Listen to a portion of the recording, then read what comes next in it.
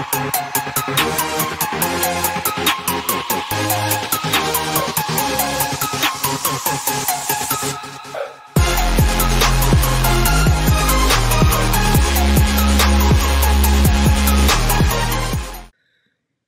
morning, everybody. Let me make sure we're going strong on both fronts here. Yee, freaking ha. Okay, good morning. My name is Morgan Denny. I am the lead faculty for the Primary Care Physical Therapy Group here at the Institute of Clinical Excellence. And this is the PT on Ice Daily Show. Bright and early coming to you from Portland, Oregon. Happy to be here. Today we're going to talk about a topic that has become near and dear to my heart. That has to do with language. If you've been following ICE recently on social media, hi everybody, good morning. If you've been following ICE on social media, you will know that we've been talking a lot about becoming better humans, both in terms of race and diversity and acknowledgement of different things, and one aspect of that is language. So today we're going to talk about, as the title said, do our patients know we are judging them?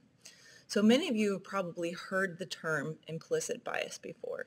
But for those of you who haven't, we're going to start with that because I think if we don't understand what implicit bias means, it's much more difficult for us to kind of understand what our words can often mean. So an implicit bias is an unconscious attitude or stereotype that can manifest in the criminal justice system, the workplace, school setting, and our healthcare system, as well as in our language. It can affect our understanding, our actions, and decisions in an unconscious manner. Unconscious is pretty key here.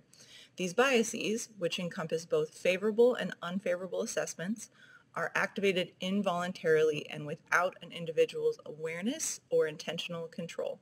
Residing deep in the subconscious, these biases are different from known biases which individuals may choose to conceal for the purpose of social and/or political correctness. Rather, implicit bias is not accessible through introspection. Now, I think the keys here are that these biases are unconscious. These aren't intentional. These aren't things that we're doing or saying because we're like, well, I think blah, blah, blah, blah, blah, so I'm going to say this thing. These are kind of very, very deep-held beliefs or ideas that really come from our upbringing, society, the people around us, what the humans nearby us are doing or saying, and what the media is telling us. All of these aspects that kind of feed into who we are and what we say. We all have these, right? So it doesn't matter what race you are, what ethnicity, what your religion is, what gender you are. We all have implicit bias. And so understanding and just being able to acknowledge on the front end that we all have these is key. Now, over the past few months, our country and the world at large is really come and having a new reckoning about the fact that racism is alive and well in our society. And through this, many of us have begun to become more educated and shift our language and really try to be conscious about what it is we're saying and doing and what those thoughts are based on. You know, are they racist? Are they sexist? Does it denote that one gender is better than the other? All of these things are key, and we're becoming more aware as humans. So, and within this, one of the terms that many of you may be more familiar with now is called a microaggression. So a microaggression is based on implicit bias, and it's basically the idea that it can be words, it can be action, it can be an environment that creates kind of a discriminatory practice in regards to a group that a person belongs to. And those groups could also be race, gender, age, sexual orientation, etc., etc. So a microaggression is something that might not seem mean or harmful on the outside, but continues a discriminatory thought against that group. For example, and this is a common example that people use, if you saw someone of Asian descent or whose family was Asian nationality and saying to them, oh, you speak such good English, while on the outside, that may sound like, what a compliment. It basically denotes that you think that person will never belong because of their background and nationality. Even if they grew up in the Midwest and English is their first language, you know, you saying to them, you speak such good English, while it seems like a compliment, really is based on the implicit bias that anyone of Asian background or nationality could never belong here, and so it must be their second language. That's a really common microaggression that's used in some examples. Now that we kind of understand the ideas of implicit bias, right? So those background thoughts and ideas that are created by our society that we're not aware of, and microaggressions, which are kind of language, action, or environment that continue to create these biases or discriminatory practices, let's definitely think about this in the PT realm. Because when thinking about all these language changes and forcing yourself to kind of come to terms with having some of these implicit biases, which we all do, hands down, there's no one who is who is innocent in this realm. It's important for us to remember that in PT, we may have some implicit bias as well, right? So in PT, we are all taught / all believe that exercise is good, that healthy lifestyle is important, getting adequate amount of sleep is great, you must exercise every day or at least most days, strength training is good, nutritious eating is good, being an appropriate weight is good. And many of us, right, as examples of, practicing what we preach, we also do those things. We eat healthy, we try to get enough sleep most times. We exercise, we vary our exercise and activity level to get to be more holistic about that. We don't smoke, we try to practice all these healthy behaviors. So my question is, then based on that, do we have an implicit bias that thin people are better? Or do we have an implicit bias that strong people are better? Or that people who don't smoke are better? Or that people who eat healthier are better as humans? Is that something that's happening inside our brains as we're treating and as we're seeing patients, right? So there's a lot baked into that. There's a lot of bias that can come up.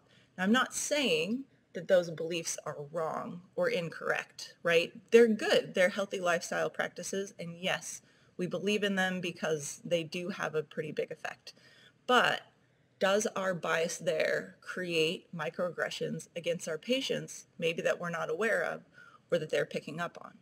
Now, a lot of you are probably thinking like, okay, so maybe I have this bias, but is my patient actually aware of it? Can they actually tell that I think, oh, you're just overweight and that's a big problem? Hopefully y'all could hear that because I was, miming.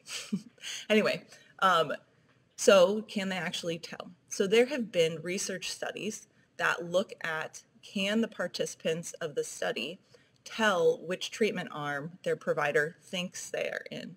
And even in studies where, say you've got a pharmaceutical versus a placebo drug, if the provider of the study or the person, doing the test thinks that both of these things are the same across the board, or if they think there is a placebo and an actual treatment drug, but they're actually the same, even with that blinding to the study, the participants could still tell which treatment arm their provider thought they were in. So even in research with this basic rote stuff where we are reading certain words to people based on the study and we're not even interacting with the patients that much, even there, people can tell what you as the provider think is going to happen or are feeling. So I think we need to be really careful that even though we may think that we're really good and we're blank face, hiding our emotions, not showing that we definitely think, ugh, this person's a smoker, that's feeding into all these things. I think we need to check ourselves and really be aware of some of these things. For example, and I mean, this is really, the healthcare system is not great in these realms, but for example, if a person who is overweight comes into your clinic, how many times have we heard the story that, their back is hurt for 10 years, they've gone to 5 different providers, and every provider just tells them, well, you just need to lose weight, or they sprain their ankle. And the provider says, well, if you weren't overweight, that wouldn't have happened. You just need to lose weight, right? That's a big cop-out, and that's a fail of the healthcare system. And we need to make sure that we're not doing that, right? Potentially has that happened where you're treating someone who is overweight and that bias is in the back of our minds. Oh, well, they just need to lose weight.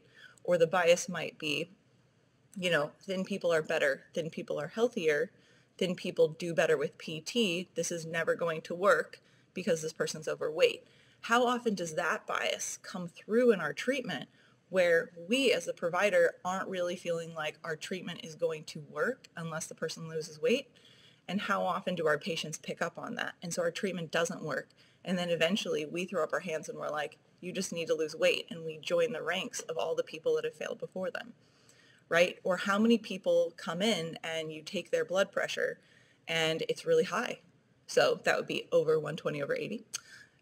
So if you take that high blood pressure, how many of us like make a little face that's like, ooh, that's not good, or that's not right, that shouldn't be that way, or how many of us expect it to be high in certain patient populations? That's probably not okay either. So I think being sure that we are not rolling our eyes or reacting with our faces or using words that denote that we're judging the person is really hard, but I think we really need to strive to be doing some of this stuff, right? So one example or one way that I think we can avoid some of these microaggressions that we're not aware of in clinic, because if patients are sensing that we don't think they're going to get better, or if they're sensing that we're judging them, which I think they can, then our therapeutic alliance is shot. And we all know that therapeutic outcomes are pretty much based on how good of a relationship you have with your patient. Does your patient believe that you are the person that can get them better? Do they feel like you're trying? So if all of those things are getting swept under the rug by the fact that they think that you just believe they need to lose weight, or you're judging them because they're a smoker, or you're judging them because they're having difficulty putting an exercise program into play in their lives, any of those things can trigger a poor outcome and trigger a bad relationship between you and your patient. So one way to get through that is to make sure as providers that we're not necessarily providing you shoulds, but just information. And what I mean by that is saying stuff like, for example, if you have a patient who is overweight and they have high blood pressure, instead of saying you need to lose weight, you can say something like, the number one way to lower your blood pressure is by losing weight, which is true, by the way. You're welcome. But being able to just provide information and let them kind of know the facts is key. Or saying, I do think that, your knee, your ankle, your back, fill in the body part is affected by you being overweight.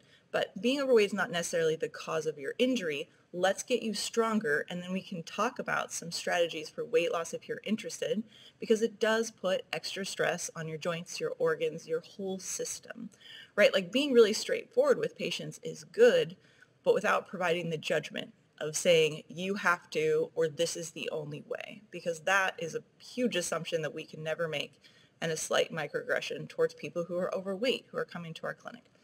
So we need to be more straightforward. We need to make sure that we don't allow our implicit bias to show if we have them, because remember, we don't always know, but they're in there. So we really, really need to make sure that we are being conscious of our words and our language towards all of our patient groups, and just checking ourselves, taking a moment after you treat a patient that you're unsure about the communication and really just thinking, did I do that well? Do I have implicit bias here? Did I say something? Did I make a face? Did I do anything in this interaction that allowed that patient to see? So we need to make sure that we're super aware of this stuff and start dialing it in and making sure our words and actions fit what we want them to portray. So I hope this has been helpful. The song of the day, even though it has no relationship to this topic, is called The Waitress by a group called The Waifs, because they're awesome, and I just listened to them the other day for the first time in probably 20 years. So hope you all have a great day, and I will see you later.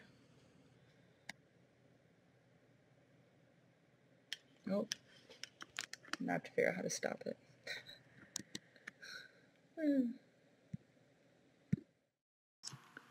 Hey, thanks for tuning in to the PT on Ice Daily Show. If you enjoyed this content, head on over to iTunes and leave us a review. And be sure to check us out on Facebook and Instagram at the Institute of Clinical Excellence.